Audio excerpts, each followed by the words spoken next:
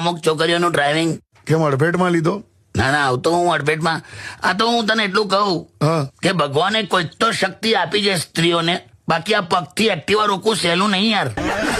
એ વાત સાચી છે હા. પણ તમને ખબર છે એનું ટેકનિકલ કારણ છે? હું ટેકનિકલ મને એક છોકરીએ કીધેલું, મને કે બ્રેકના લાઇનર 250 ના આવે ને ચપ્પલ 100 રૂપિયાના જ આવે. હે તો પગથી ઘસવું સસ્તું પડે ને યાર. તો આવું કારણ આપ્યું તો તો એ હિસાબે હવે MRF વાળા સેન્ડલ બનાવે તો નવાઈ નહીં.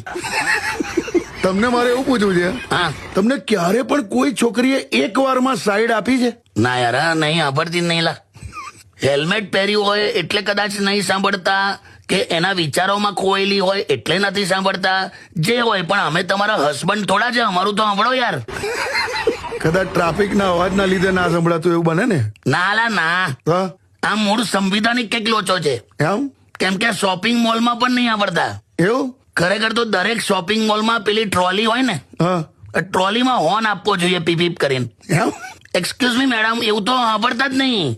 એવું? અને એકાદ બે વાર જો તમે કહી દીધું ને કે કશો બેન કશો, હા તો એવા રિએક્શનો આલે. દીકરીને ગાય દોરે ત્યાં જાય પણ કઈ કોને તો હામી પણ થાય. આખી કહેવત આજે.